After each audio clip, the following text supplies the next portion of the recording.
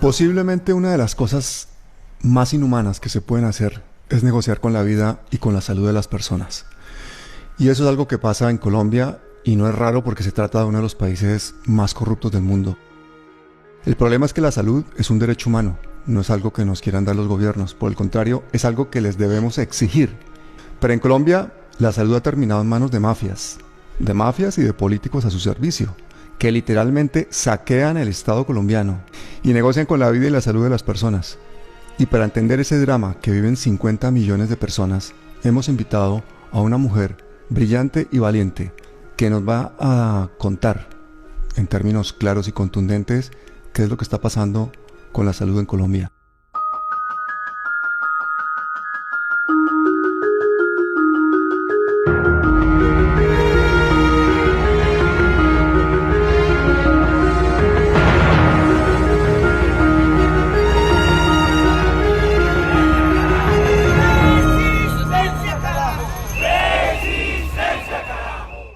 Doctora Carolina Corcho, es un placer tenerte aquí.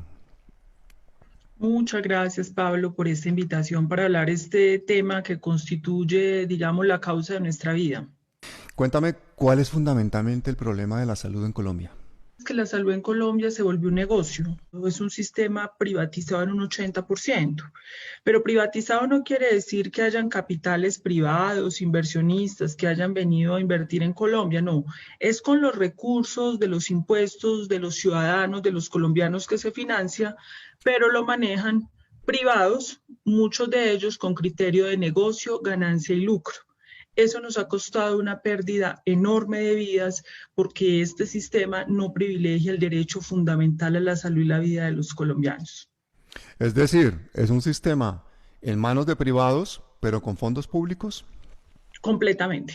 La financiación del sistema de salud es por los aportes de los trabajadores y por los aportes de los impuestos de los ciudadanos del país. Los capitales privados son ínfimos o casi inexistentes. Pero eso es un sistema muy perverso, porque entonces es un negocio. ¿Y quiénes son los dueños de ese negocio? Los dueños de ese negocio son unos particulares que se han lucrado. Los particulares que más usufructúan en el negocio es el sector financiero.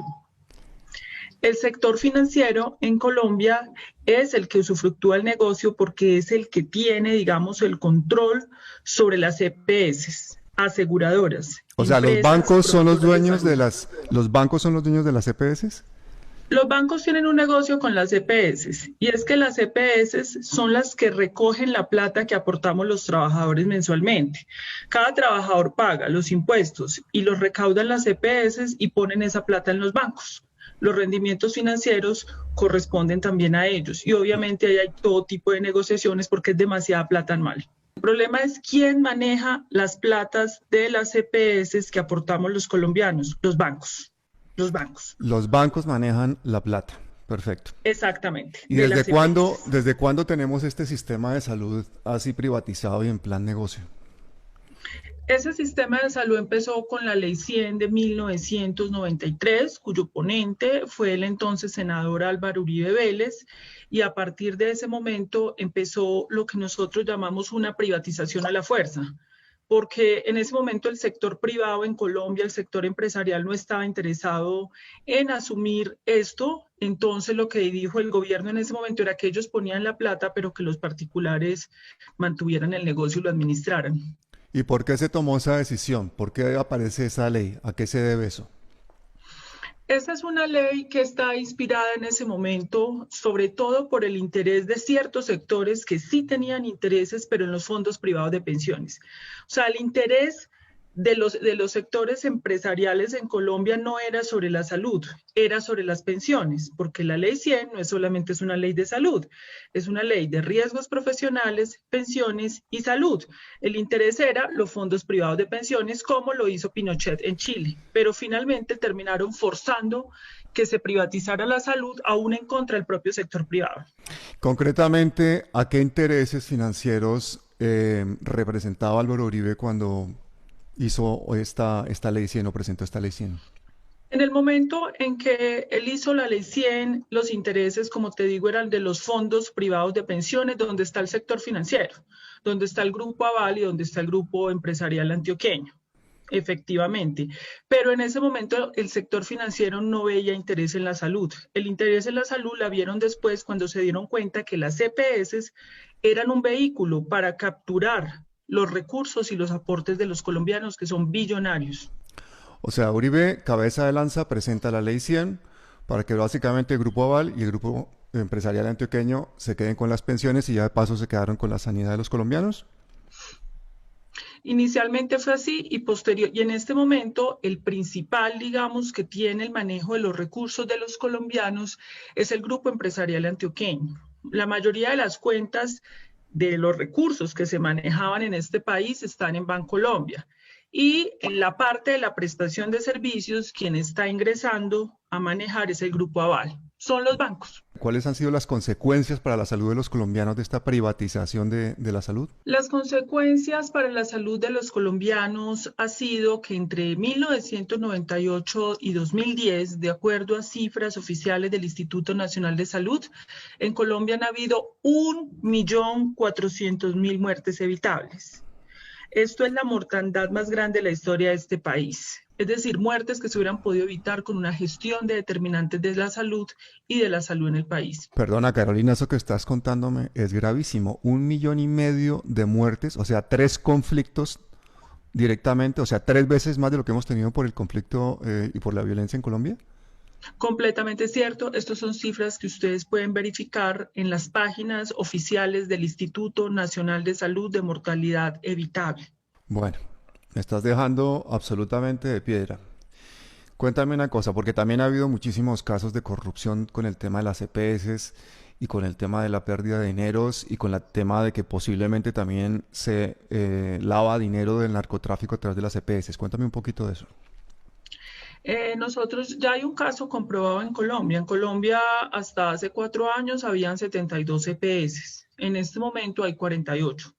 Se investigó una de las 72 EPS y se encontró que esta EPS había saqueado, es decir, destinado con fines distintos a la atención de salud. ¿Qué quiere decir? Pago de trabajadores, medicamentos, camas, hospitalizaciones, 1.5 billones. Pablo, ayúdame a hacer esa conversión en dólares y en euros. 1.5 billones, solo una EPS investigada y en un solo periodo. Eso es el tamaño de la corrupción y eso es lo que sabemos. Lo que no sabemos puede ser peor. Si estamos hablando que la mortalidad de 1,5 millones de personas se debe a un mal servicio de salud y segundo, de un robo multimillonario, no entiendo cómo no ha habido una revolución en Colombia solamente por el tema salud. ¿Qué está pasando? ¿Por qué la gente no sabe esta situación, no la entiende? ¿O cuál es el problema? Las EPS manejan recursos billonarios. Aproximadamente los recursos son por el orden de 40 billones de pesos al año.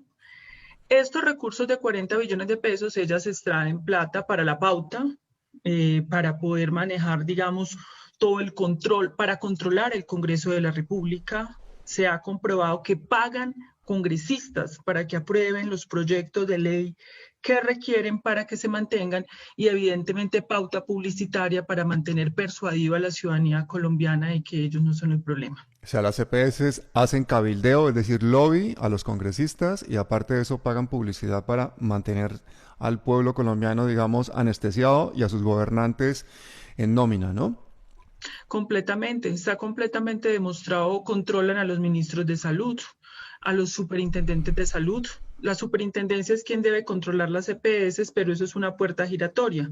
Entran a la superintendencia, salen a trabajar a las EPS y entran en la superintendencia. Así se la pasa. Las puertas giratorias. Y yo creo que ahora con la pandemia, pues como que se le han visto todas las costuras al sistema de salud colombiano y hemos visto toda clase de medidas absurdas. Cuéntame cuál ha sido el manejo de la pandemia en Colombia. No, el manejo de la pandemia en Colombia ha sido un desastre, así como en el mundo. Yo creo que la clase política global y la clase política colombiana, inclusive la alternativa, está completamente interpelada quedó al desnudo frente a esta pandemia. Colombia tiene de los peores indicadores de mortalidad por 100.000 habitantes, solo lo supera Argentina. Es decir, desde el punto de vista de indicadores objetivos, aún con el subregistro en Colombia, Colombia está dentro de los 10 peores países del mundo. Vale. En mortalidad, en contagios, en nuevos contagios, aún cuando hay un subregistro. Objetivamente es indefendible.